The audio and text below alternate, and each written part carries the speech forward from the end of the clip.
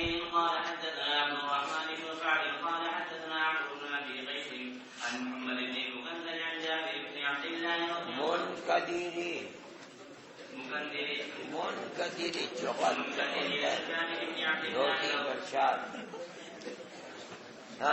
منكدر عن جابر بن عبد الله رضي الله تعالى عنهما انه قال جاءني رسول الله صلى الله عليه وسلم يعودني وانا مريض في بني سلمة فقلت يا نبي الله كيف اقسم مالي بين ولدي فلم يرد علي شيئا فنزلت يوصيكم الله في اولادكم للذكر مثل حظ الانثيين الايه. هذا حديث حسن صحيح وقد رواه ابن عيينة وغيره عن محمد بن المنكدر عن جابر رضی اللہ تعالی عنہ فرماتے ہیں حضرت جابر بن عبداللہ رضی اللہ تعالی عنہما کا واقعہ ہے. ان کے والد شہید ہوئے ہیں نبی کریم علیہ الصلاۃ والسلام کے ساتھ جہاد میں،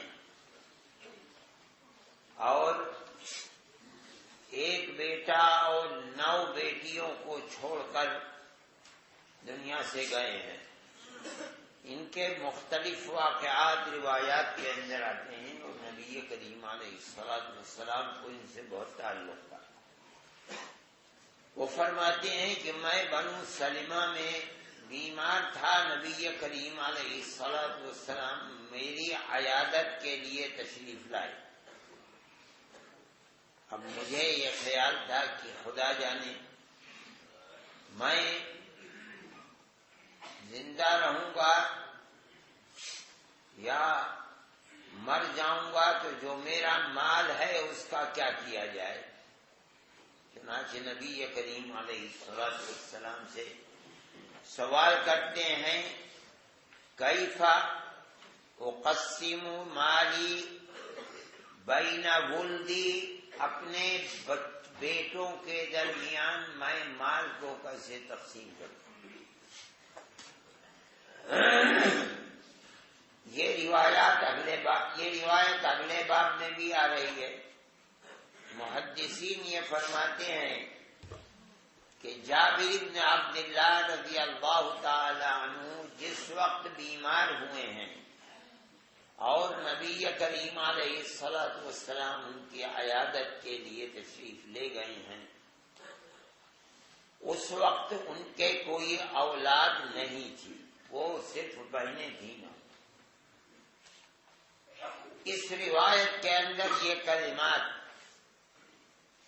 کہ کیف اقسم مالی او اقسم مالی بین ولدی کے یہ کلمات اس روایت کے اندر ہیں. باقی اس روایت کو خود ترمذی اگلے باب میں لا رہے ہیں، وہاں یہ کلمات نہیں ہیں. اور محدثین نے ان روایات کو پیش کیا، اس کے اندر یہ نہیں ہے کہ میں اپنی اولاد کے درمیان کیسے تقسیم کروں. یہ زائد ہیں کلمات اس روایت کے اندر، بس یہاں ملتے ہیں اور جگہوں کے اوپر عام طریقے پر یہ کلمات نہیں ملتے. اب فرماتے ہیں کہ میری اس پوچھنے پر نبی کریم علیہ الصلاۃ والسلام پر آیت کا نزول ہوا یوصیکم اللہ فی اولادکم للذکر مثل حظ الانثیین. یہ بات پہلے آ چکی ہے سامنے کہ آیات میراث کا نزول ہوا ہے. سعد بن ربیع رضی اللہ تعالی عنہ کی اہلیہ محترمہ بچیوں کو لے کر کے پہنچی ہیں، جو کل روایت گزری ہے کہ جو مال تھا وہ بھائی نے لے لیا. ولا تنکحانی الا ولہما مال، کیا کیا جائے. نبی کریم علیہ الصلاۃ والسلام نے توقف کرنے کا مشورہ دیا یہاں تک کہ حکم خدا بندی آیا اور یہ آیات میراث نازل ہوئی، اور اسی کے مطابق آپ نے بھائی کو بلا کر کے جو مال مصروف تھا اس میں تقسیم فرما دیا. یہاں یہ بات آ رہی ہے کہ یوصیکم اللہ فی اولادکم، اس پر نازل ہوئی۔ تو دیکھیے یہ قاعدہ ہے کہ اسباب میں تزاحم نہیں ہے۔ ہو سکتا ہے کہ ایک آیت کا شان نزول ہوا ہے اور اس کا شان نزول ایک واقعہ نہ ہو، 10 واقعے ہوں، یہ واقعہ بھی سبب بنا، یہ بھی سبب بنا، یہ بھی سبب بنا، یہ بھی سبب، اس میں کوئی تضاد نہیں ہے۔ لیکن جب یہ بات محدثین کے نزدیک متفق علیہ ہے کہ ان کی اولاد نہیں ہے، یہ تو تنہا ہے، ان کی تو بہنیں ہیں، یعنی اصول میں نہیں ہے، انتقال ہو چکا عبداللہ کا والد کا، فروع میں نہیں ہے، ان کی کوئی اولاد ہے نہیں، تو سوال پیدا ہوتا ہے ایک شخص کے لیے آیات میراث جس کے اندر اول تا آخر عام طریقے کے اوپر تمام امور میراث آ گئے اور یہ خود اس کا حق نہیں رکھتے ہیں، ان کے پاس تو اولاد ہے ہی نہیں، تو کیسے ہوگا؟ اس لیے یہ تو اصل میں کلالہ ہے، نہ اصول ہیں نہ فروع ہیں، تنہا ہے۔ اس وقت تک محدثین کی رائے یہ ہے سب کی کہ یہ کلالہ ہے، لہذا جس آیت کا نزول ہوا ہے وہ ہونی چاہیے جو متعلق بالکلالہ ہے۔ جو سورہ نساء کی آخری آیت ہے یستفتونک قل اللہ یفتیکم فی الکلالہ، ان امرؤ ہلک لیس لہ ولد ولہ اخت، یہ واقعہ ان کے ساتھ متعلق ہے، اخوات ہیں، اولاد نہیں ہے۔ اب اس صورتحال کے اندر یوصیکم اللہ فی اولادکم اور دوسری آیت ولکم نصف، اس کا تعلق ان سے نہیں ہوگا۔ لیکن حضرت گنگوہی رحمت اللہ علیہ فرماتے ہیں کہ یہ جو آیات میراث ہیں ان کے اندر جو دوسری آیت ہے وَإِنْ كَانَ رَجُلٌ يُورَثُ كَلَالَةً أَوْ امْرَأَةٌ وَلَهُ أَخٌ أَوْ أُخْتٌ، یہ جملہ آخر کے اندر کلالہ کے سلسلے میں اس میں بھی ہے، مراد دونوں آیتیں بکمالہما مراد نہیں ہے، مراد یہ ہے کہ ان دونوں آیات کے اندر جو کلالہ کا وہ مجھ سے متعلق ہے۔ تو یہ فرما رہے ہیں کہ یوصیکم اللہ فی اولادکم، یہ آیت نازل ہوئی یہ نہیں بلکہ ان دو آیات میراث کا ایک جز جو متعلق بالکلالہ ہے میرے سلسلے کے اندر اترا۔ تو مراد اب یہ ہوگا اگر تعویل کی جائے اور روایت کی تعویل کرنا یہ اولویت رکھے بمقابلہ اس کے کہ یہ کہا جائے کہ اس کے اندر یہ خطا ہے لہذا ناقابل اعتبار ہو جائے، اس کے مقابلے میں اگر تعویل ہو سکتی ہے اور وہ تعویل قابل قبول بھی ہو تو یہ زیادہ بہتر ہے۔ حضرت فرماتے ہیں کہ چونکہ یہ کلالہ ہیں تو یہ کہا جا سکتا ہے کہ مراد جو فرما رہے ہیں کہ فنزلت یوصیکم اللہ فی اولادکم، یہ نہیں ہے بلکہ ان آیات مواریث کے اندر جو ایک جملہ ہے وہ ان کان رجل یورث کلالۃ أو امرأۃ وَلَهُ أَخٌ أَوْ أُخْتٌ فَلِكُلِّ، تو مراد یہ ہے کہ فروع تو ہے نہیں، لیکن اگر وہ اخ اور اخت ہے تو اس کا حکم آ گیا، یہ بیان کرنا چاہتے ہیں وہ نہیں، ورنہ تو اگر یہ تعویل نہ کی جائے تو یہ کلمات محدثین کے نزدیک صحیح نہیں ہے، اس لیے کہ ان کی اولاد نہیں ہے۔ جی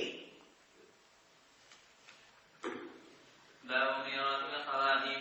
وبه قال حدثنا الفضل بن الصباح البغدادي قال حدثنا سفيان بن عيينة قال حدثنا محمد بن المنكدر سمع جابر بن عبد الله أنه سمع جابر بن عبد الله رضي الله تعالى عنه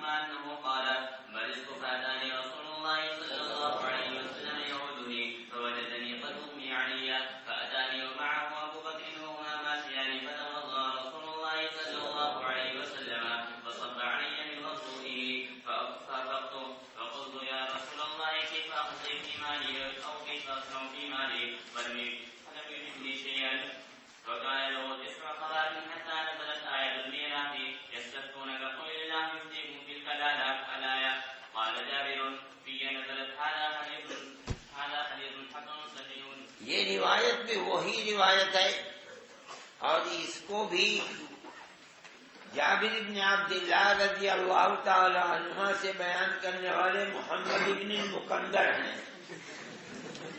تو یہ بھی روایت وہی ہے، لیکن اس کے اندر جو چیز بیان فرما رہے ہیں کہ میں مغمى علیہ ہو گیا تھا جب آپ تشریف لائے، تو میں بے ہوشی کی کیفیت میں تھا۔ آپ نے تشریف لا کر وضو فرمایا اور اپنی نبی کریم علیہ الصلاۃ والسلام سے تعلق اور آپ کے دل میں جو ان کی محبت ہے اس کو بیان فرماتے ہیں کہ ابو بکر ساتھ تھے اور دونوں کے دونوں پیدل چل کر میرے پاس آئے۔ اس سے پتہ چلتا ہے کہ کس قدر محبت تھی، اور نبی کریم علیہ الصلاۃ والسلام کو پتہ چلا کہ میں بیمار ہوں، تو میری دلدئی کے لیے آپ اتنی دور سے تشریف لائے اور پیدل چل کے آئے، حالانکہ حرم محترم سے بنو سلمہ جہاں رہا کرتے تھے وہ اچھا خاصا فاصلہ ہے، آج کے اعتبار سے 1 کلومیٹر سے زائد ہے۔ وہاں نبی کریم علیہ الصلاۃ والسلام تشریف لائے، وہما ماشیانی، جب آپ نے دیکھا کہ میں بے ہوش ہوں تو آپ نے وضو فرمایا، اور جو وضو کا بچا ہوا پانی تھا وضو ما توضع بھی، اس کے چھینٹے میرے اوپر، ایسی برکت ہوئی اس کی کہ مجھے تو ہوش آ گیا، کا وقت صرف یہی نہیں کہ میری بے ہوشی ختم ہو گئی بلکہ میں تو بولنے لگا، فقلت یا رسول اللہ کیف اقضی فی مالی، او قال کیف اصنع فی مالی فلم یجب۔ پہلی روایت میں ہے کیف اقسم مالی بین ولدی، یہاں نہیں ہے، وہ کلام اسی جملے کے اوپر تھا کہ اولاد نہیں ہے۔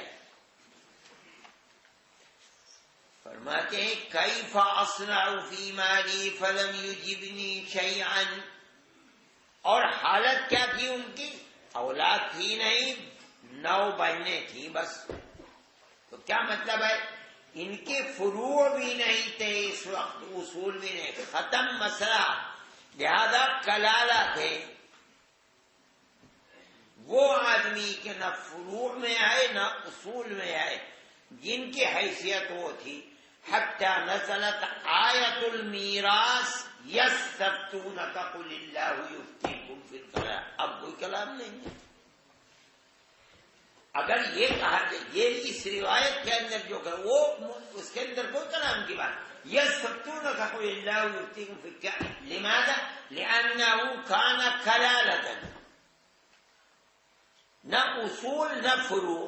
اب جو آیت نازل ہوئی ہے میراث کے سلسلے، وہ عامت الناس کی میراث میں نہیں ہے بلکہ ایک خاص قسم، وہ کیا ہے؟ کلالہ، یستفتونک قل اللہ یفتیکم فی الکلالہ، یہ میرے ہی سلسلے میں آیت نازل ہوئی ہے۔ اس لیے دونوں آیات کے روایات کے سلسلے میں مطابقت پیدا کرنے کے لیے میں نے قول حضرت گنگوہی رحمۃ اللہ علیہ کو، ورنہ در حقیقت یہ ہے کہ تعارض ہے، اور یہ کہنا کہ یوصیکم اللہ فی اولاد، آیت المیراث تو آئی، ورنہ تو حقیقت یہ ہے کہ پہلی روایت کے بعد کے اندر یہ کلمات یوصیکم اللہ فی اولادکم یہ نہیں ہے، بلکہ آیت میراث جو اتری ہے یستفتونک قل اللہ، اور تعبیر کی جائے اس لیے کہ روایت کے اوپر جو ترمذی فیصلہ فرمانے ھذا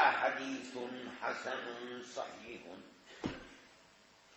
جب روایت حسن اور صحیح ہے جو اعلیٰ سے اعلیٰ معیار ہے امام ترمذی کے نزدیک، وہ معیار روایت کا قائم ہے، تو یہ نہیں کہا جا سکتا کہ روایت کی سند کے اندر کلام پیش کر کے کہا جائے کہ متن یوں نہیں تھا یوں تھا، روایت تو حسن صحیح ہے، لہذا تعویل کی بہت اہم ضرورت ہے یہاں کہ تعویل کی جائے. جی باب ما جاء في ميراث العصبة. وبه قال حدثنا عبد الله بن عبد الرحمن قال حدثنا مسلم بن ابراهيم قال حدثنا قتيبة قال حدثنا ابن طاووس عن ابي عن ابن عباس رضي الله عنهما وعنهم عن النبي صلى الله عليه وسلم قال: الحقوا الفرائض باهلها فما بقي فهي لاولاد رجل ذكر. ابي قال حدثنا عبد بن حميد قال حدثنا عبد الرزاق عن معمر عن ابن طاووس عن ابي عن ابن عباس رضي الله عنهما وعنهم عن النبي صلى الله عليه وسلم نحوه. هذا حديث حسن وقد روى بعضهم عن ابن طاووس عن ابي عن النبي صلى الله عليه وسلم مرسلا. فرماتے ہیں باب ما جاء فی میراث العصبہ، مراد اس سے وہ عصبہ مرد ہے کہ جو میت سے تعلق رکھتا ہے، درمیان میں واسطہ کسی عورت کا نہیں ہے. عصبہ بنفسی، عصبہ بالغیر یا مال غیر یہ نہیں، بلکہ یہاں مراد ہے وہ مرد جو دوسرے میت سے تعلق رکھتا ہے، درمیان میں اس تعلق کا سبب کوئی عورت نہیں ہے. فرماتے ہیں الحق الفرائض بأہلہا، قرآن نے جو فیصلہ فرمایا ہے یا حدیث کے اندر اس کی رعایت کرو اور ان کا الحاق کر لو، ان کے ساتھ میت کے مال کو ملا دو جس کا جتنا حصہ ہے، باقی جو رہ گیا تو پھر وہ اس کا ہوگا جو عصبہ بنفسہ ہے. اولاد اقرب رجل ذکر، کیا مطلب ہے؟ درمیان میں اس کے تعلق کے کوئی عورت نہ آتی ہو. یہ ایک اصول ہے جس کو یہاں پیش کر دیا گیا. جی باب ما جاء في ميراث الجد. وبه قال حدثنا الحسن بن عرفة قال حدثنا يزيد بن هارون عن حماد بن يحيى عن قتادة عن الحسن عن عمران بن حسين رضي الله عنه وعنهم انه قال: جاء رجل الى النبي صلى الله عليه وسلم فقال: ان ابن ابني مات فما لي من ميراثه؟ فقال: لك السدس. فلما ولى دعاه فقال: لك السدس الاخر.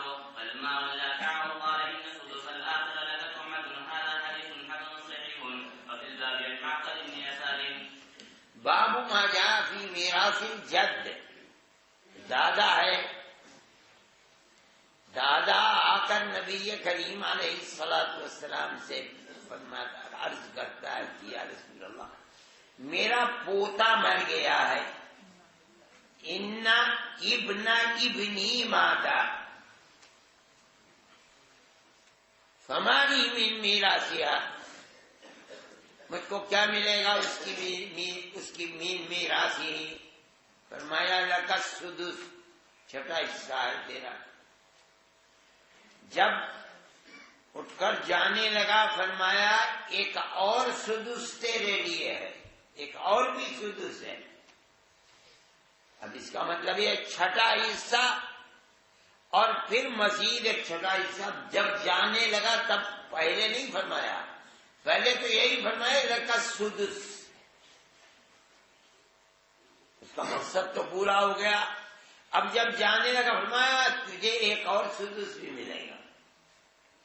یہ تو خوش ہو گیا اور تیز چلنے لگا. جب اور بات آگے بڑھا تو پھر فرمایا یہ جو ہے یہ تیرے لیے ہے کھانے پینے کے لیے. طعمتن، کیا مطلب؟ جو تیرا حق تھا در حقیقت وہ تو سدس ہی کا تھا، یہ جو تجھے دوسرا سدس ملا ہے یہ اس حق کے اوپر زیادہ ہے.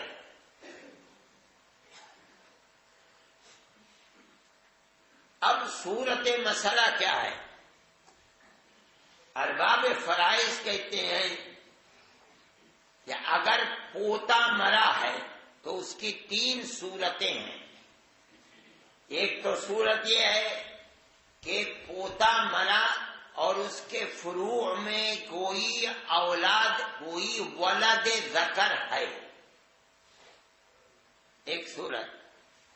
دوسرا پوتا مرا اس کے فروع میں ولد ذکر نہیں ہے، انسا ہوا کرے، دو صورت۔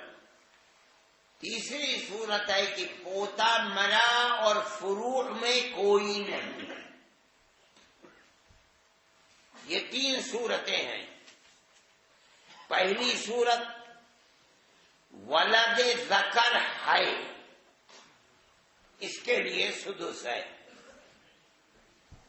بس، دوسرا سدس نہیں ہے۔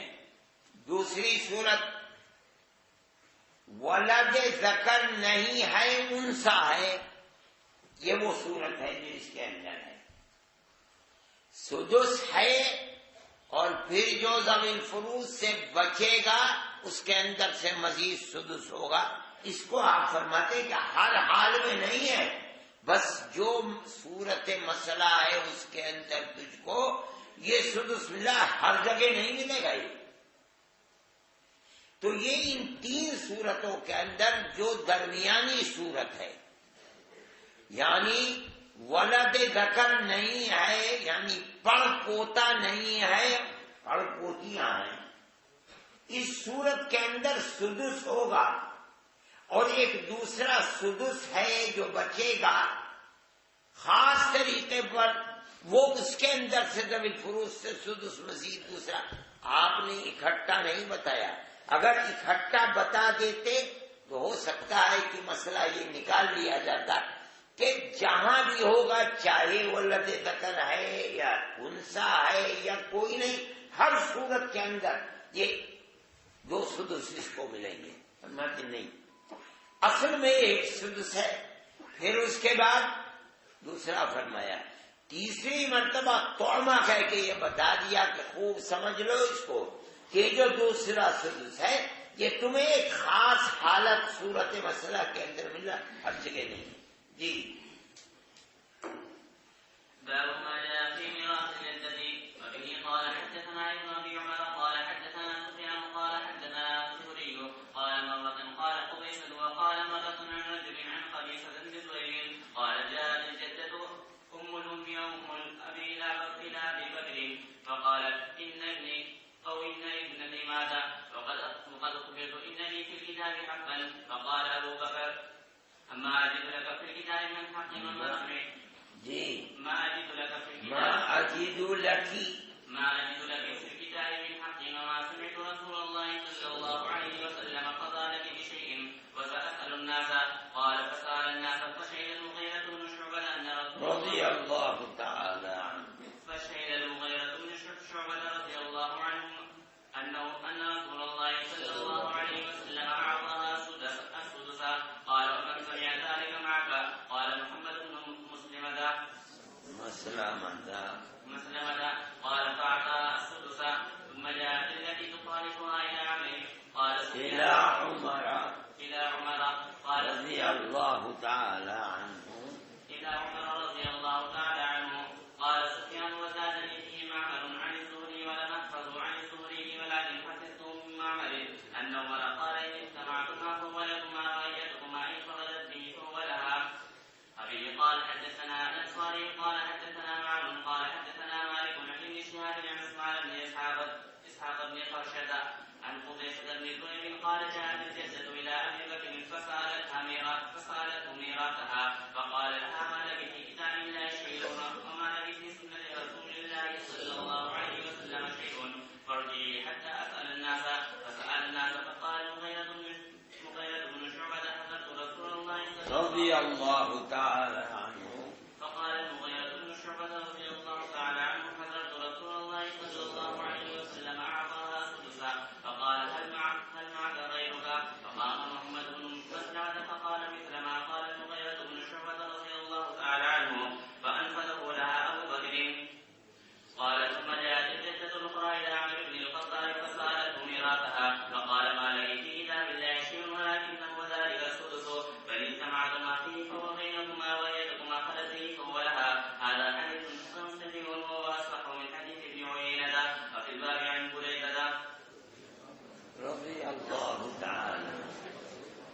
چوغد ہو چقندر ہو بیٹھ گئے آ کر کے پڑھنے کے لیے. چقندر ہو مقندر کے بدل. باب ما جاء فی میراث الجدہ.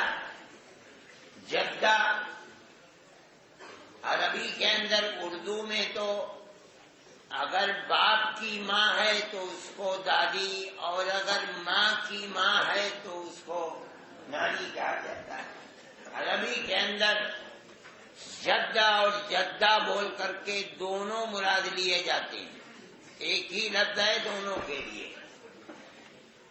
چنانچہ صاحب کتاب نے جو ترجمۃ الباب میں لفظ لا کر رکھا ہے وہ نفس جدہ ہے, لیکن روایت میں جاءت الجدۃ تشریح ام الام او ام الابی الی ابی بکر, کہ لفظ جو ہے وہ لفظ جدہ دونوں کے لیے بولا جاتا ہے. چنانچہ دادی باپ کی ماں آئی یا ماں کی ماں آئی دونوں.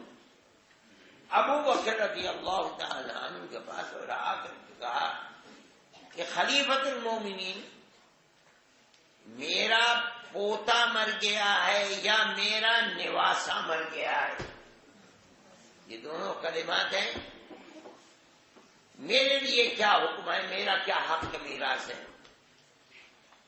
ابو بکر صدیق رضی اللہ تعالی عنہ فرماتے ہیں کہ میں نہیں جانتا, مجھے تو کچھ نظر نہیں آتا ہے کتاب اللہ اور سنت, یعنی میرے پاس یہ علم نہیں ہے. نبی کریم علیہ الصلوۃ والسلام سے میں نے نہیں سنا ہے. وَسَأَسْأَلُ النَّاسَ,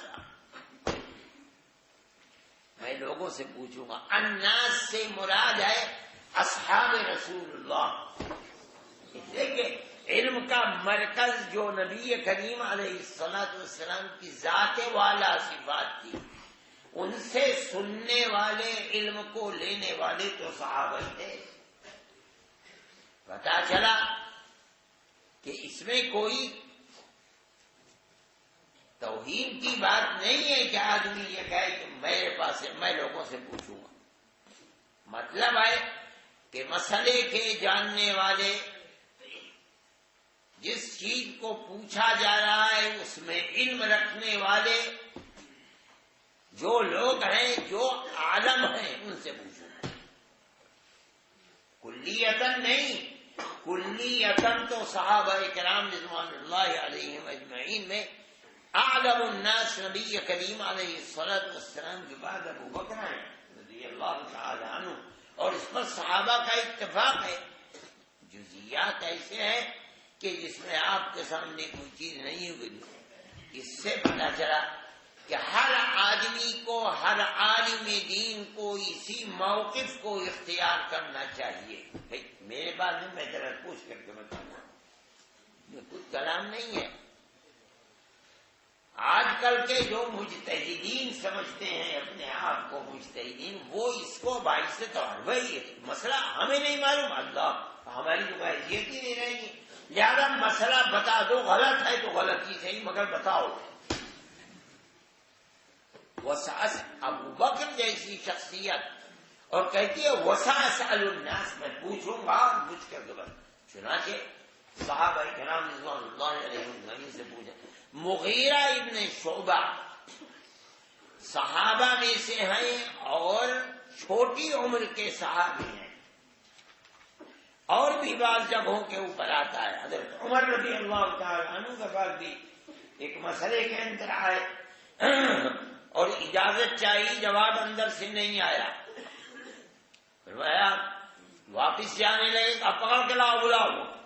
آئے اور آگے پوچھا کیوں گئے, کہا کیا کیا تم نے, کہا میں نے سنت پر عمل. اچھا سنت پر عمل کیا تم نے, مطلب ہے ہمیں اتنے دن رسول اللہ صلی اللہ علیہ وسلم کے ساتھ رہے, مدنی زندگی میں, مکی زندگی میں, سفر میں, حضر میں, ہمارے پاس نہیں, تمہارے پاس دن میں لاؤ کسی کو نہیں تو دیکھو میں کیسی تمہیں 14 طرح روشن کرتا ہوں.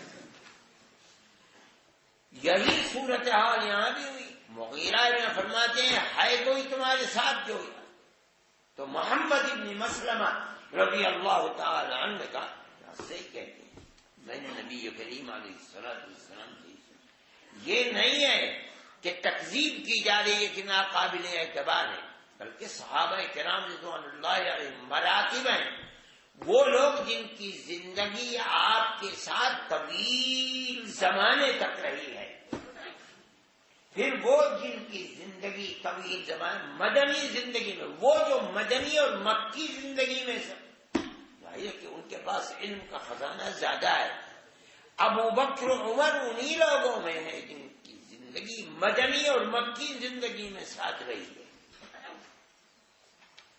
لہذا ان کو پتہ نہ ہو اور مغیرہ ابن شعبہ کو لاؤ کسی آدمی کے ساتھ، اس بنیاد پر نہیں ہے کہ تکذیب ہے، بلکہ یہ ایک چیز سامنے ہے کہ دوسری طرف وہ ہیں جن کی زندگی بڑے لمبے عرصے تک سفر اور حضر میں آپ کے ساتھ رہی، ایک وہ آدمی ہے کہ جو آخر کے اندر وہ ایک ایسی چیز بیان کر رہے ہیں کہ جو ان حضرات کے پاس اس کا علم نہیں ہے، تو یہ چاہتے ہیں کہ اس کے اندر مضبوطی پیدا ہو ہے۔ محمد بن مسلمہ رضی اللہ تعالیٰ عنہ آئے اور انہوں نے جا کر کے فرماتے ہیں فقال مثل ما قال المغيرة بن شعبة فشهد المغيرة أن رسول الله صلى الله عليه وسلم ومن سمع ذلك قال محمد بن مسلم فأعطاها السدس، دے دیا۔ اب یہ دادی ہے یا نانی ہے؟ دوسری بھی زندہ تھی، اگر یہ دادی ہے تو نانی بھی زندہ تھی، اگر یہ نانی ہے تو دادی بھی ہوتے گا، واہ واہ یہ کیا بات ہے، یہ لے جائے گی اور میں رہ جاؤں گی، لہذا وہ بھی پہنچ گئی، کہا کہ امیر المومنین اور میں تو رہ گئی، اور وہ لے گئی چپکے سے، مجھے بتایا بھی نہیں اس نے۔ فرمایا کہ کوئی الگ الگ نہیں ہے، بس وہی جو سدس ملا ہے، اگر تم دونوں ہو تو اس سدس کے اندر سے نصف نصف لے لو، اگر ایک ہے تو وہ لے جاؤ اسی کے اندر سے لو۔ اب کوئی آج کا زمانہ تھوڑی تھا کہ میں نہیں لوں گی، ماں باپ تو لے کے تو آئیں گے میں اور دے دوں، میں نہیں کرنا ہی۔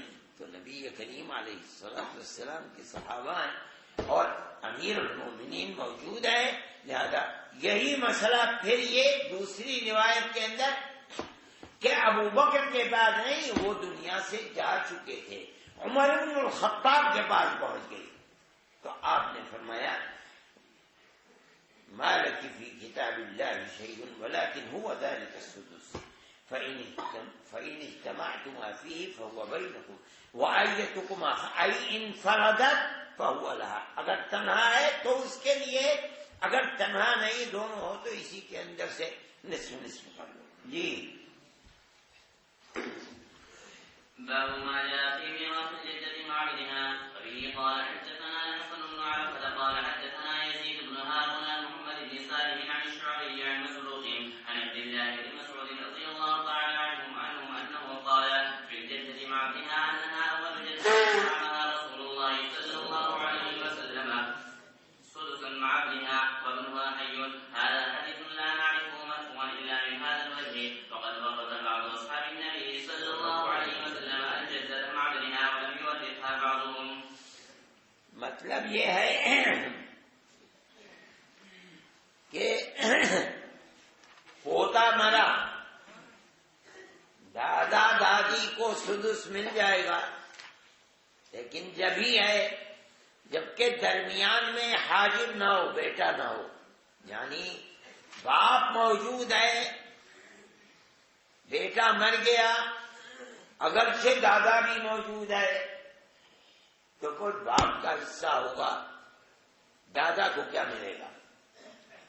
یہ فرماتے ہیں یہ اس واقعے کے اندر ایک خاص چیز ہے، اول جد، یہ سب سے پہلے اول جدت، فرماتے ہیں اطعمها رسول اللہ صلی اللہ علیہ وسلم سدسا مع ابنها، حالانکہ ابن موجود تھا۔ جمہور کا مسلک یہ ہے کہ نہیں ہوگا، اگرچہ اس روایت کی بنیاد پر چلے بھی گئے ہیں دوسری طرف، کہتے ہیں باپ موجود ہے تو دادا دادی کو کیا ملے گا؟ تو درمیان میں یہ لے گا، اس کا بیٹا تھا اس کو ملا، حضرت گنگوئی رحمت اللہ علیہ اس کی تعویل دوسری فرماتے ہیں، وہ فرماتے ہیں کہ یہ جدہ جو ہے یہ جدہ فاسدہ ہے، نانی ہے، دادی نہیں ہے۔ مرنے والا اس کا نواسا ہے، پوتا نہیں ہے۔ ماں ابنیہ سے مراد مرنے والے کا ماموں ہے،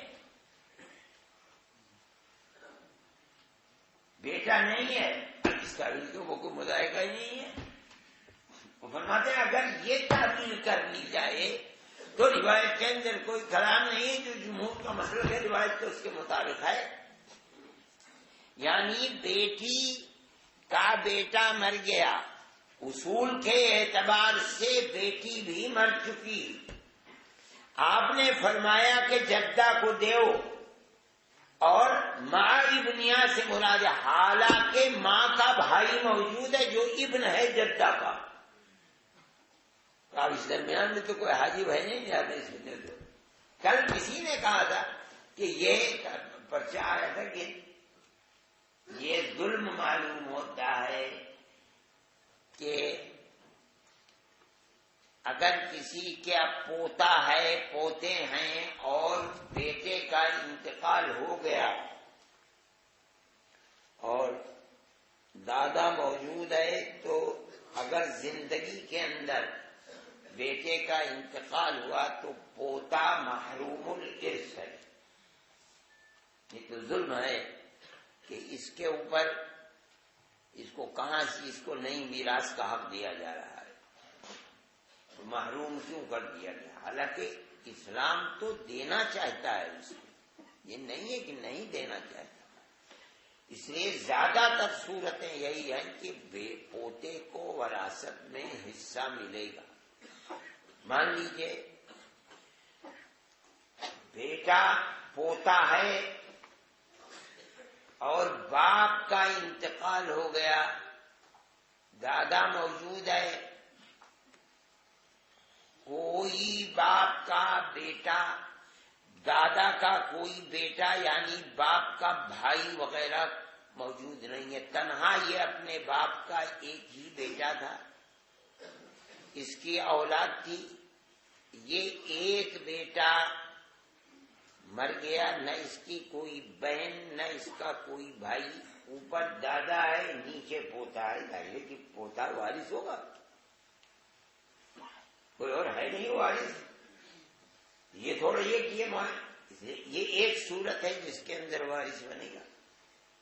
مان لیجیے دوسری صورت، دادا موجود ہے، اس کا ایک بیٹا تھا، دوسری بیٹیاں تھیں،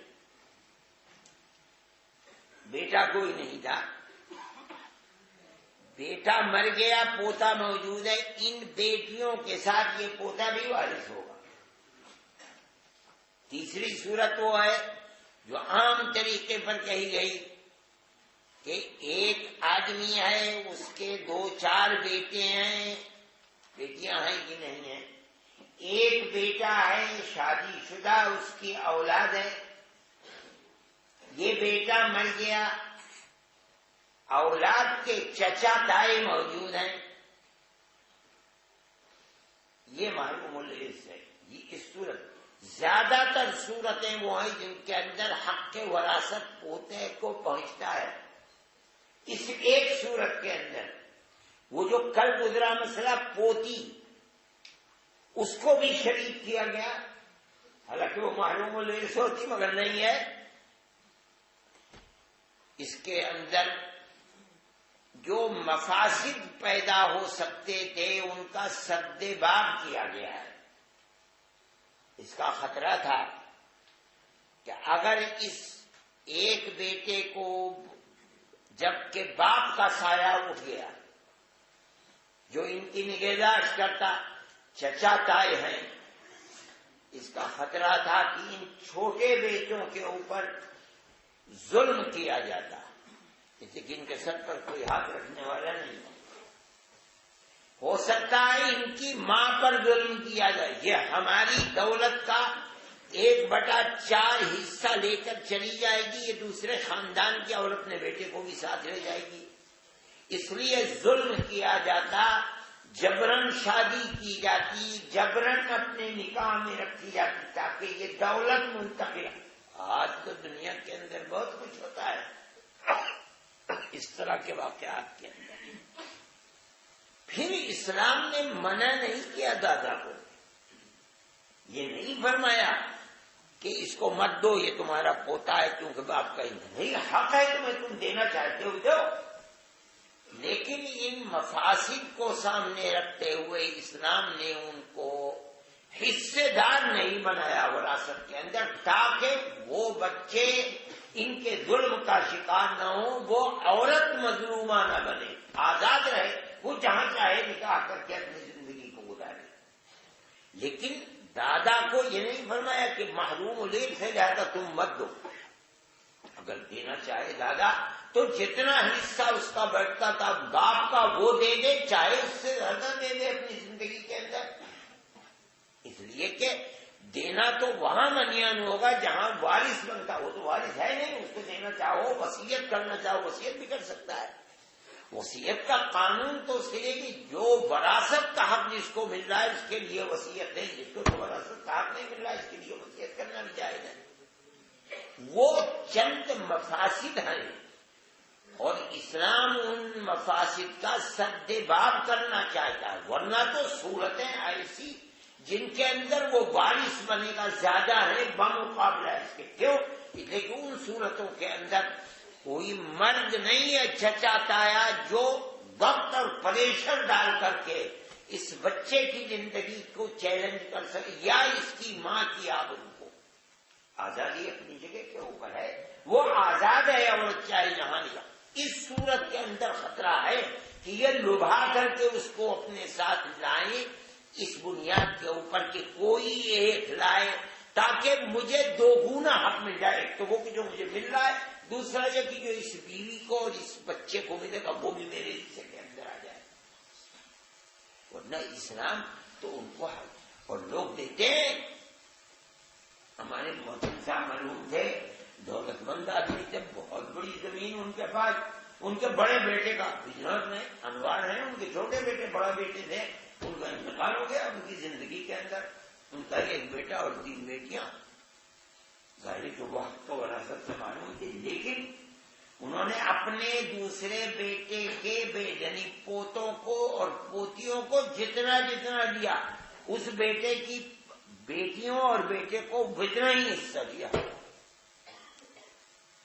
لوگ دیتے ہیں جن کے دل میں خدا کا خوف ہے اور جو جانتے بھائی میری ہی تو اولاد ہے، یہ باپ چلا گیا دنیا سے، زیادہ مستحق ہے، لیکن وہ صورتحال جو تھی اس سے مختلف مفاسد کے دروازے کھلتے تھے، اس لیے اسلام نے صرف ایک صورت کے اندر یہ کہا جہاں مرنے والے کے بھائی موجود ہیں اور ان کی طرف سے ضبط ہو سکتا ہے کہ اس بچے کی جانی کے لیے خطرات ہو جائیں، جی سر پہ کوئی ہاتھ رکھنے والا، اور ہو سکتا ہے کہ اس کی ماں کو مختلف ہیلوں سے نکاح کے اندر لا کر کے کوئی یہ چاہے کہ مجھے دگنا حصہ مل جائے گا باپ کی وراثت کے، اس لیے آزاد رکھا، باقی دادا کو منع نہیں کیا اس بات سے، کیوں؟ چلیے باب ما جاء في ميراث الخالد. فبه قال حدثنا الله قال حدثنا محمد الزبيري قال حدثنا سفيان عن عبد الرحمن بن الحارث عن حكيم بن عباد بن حنيف عن ابي امامه بن سهيل بن حنيف رضي الله تعالى عنه وعنهم انه قال كتب الي عمر بن الخطاب الى ابي عبيده ان رسول الله صلى الله عليه وسلم قال الله ورسوله مولى من لا مولى له والقال وارث من لا وارث له. وفي الباب عن عائشه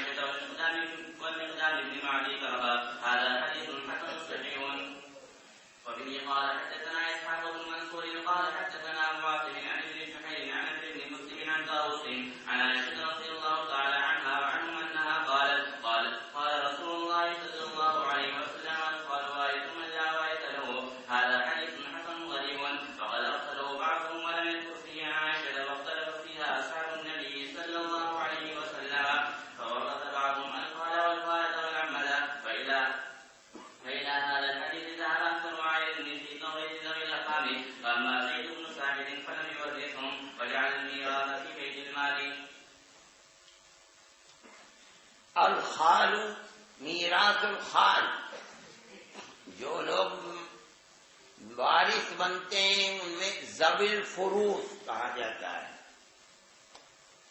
یعنی فرائض فروض وہ لوگ کے جن کا جو مذکور ہیں اور وہ ان لوگوں کے حصے متعین ہیں، اور ایک ہے ذوی الارحام، رشتہ قرابت ہے، حق وراثت نہیں۔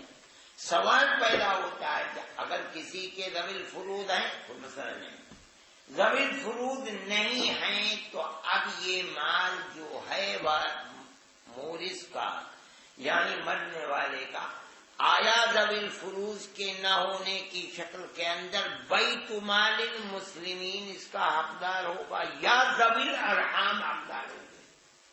حق قرابت ہے ان سے۔ باقی قرآن کی آیات میں جن کا ذکر ہے کہ ان کا اتنا ان کا اتنا، وہ رشتہ ان کے ساتھ نہیں ہے۔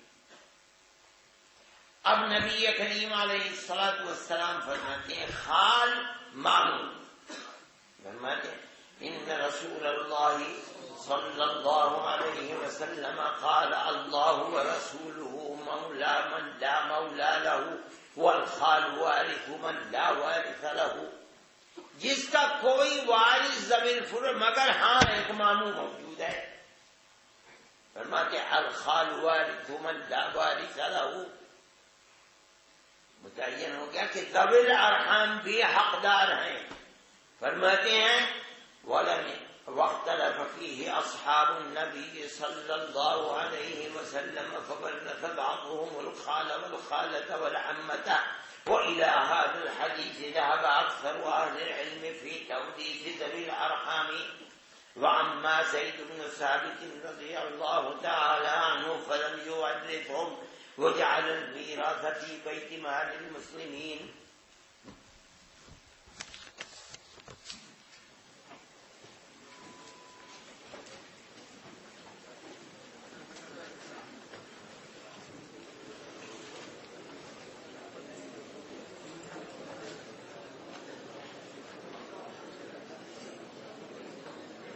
امیر المومنین نبی کریم علیہ السلام، آپ امیر المومنین نہیں ہیں، امیر المومنین تو ہیں آپ، یہ کیسے کہا جائے گا کہ آپ امیر المومنین نہیں ہیں؟ یہ الگ بات ہے کہ نبی کریم علیہ الصلوۃ والسلام امیر الانبیاء والمرسلین ہیں، سید الانبیاء والمرسلین ہیں، تو کیا یہ کہا جائے گا کہ سید الانبیاء والمرسلین تو سید المومنین نہیں ہے؟ اس میں تو کوئی بات نہیں ہے، لیکن امیر المومنین کا لقب جو دیا گیا ہے خلفائے راشدین کے اندر، وہ ابو بکر رضی اللہ تعالیٰ عنہ کو بھی نہیں ہے، امیر المومنین عمر بن الخطاب رضی اللہ تعالیٰ عنہ کے زمانے میں کی جائی ہے، اس لیے امیر المومنین بول کر مراد اس سے ماں بعد ہی کے لوگ لیے جاتے ہیں، لیکن معنی کے اعتبار سے جو امیر الانبیاء والمرسلین ہے وہ امیر المومنین نہیں ہوگا، لیکن نبی کریم علیہ الصلوۃ والسلام کی ذات والا صفات تو اس کی مستحق ہے، اول ہے،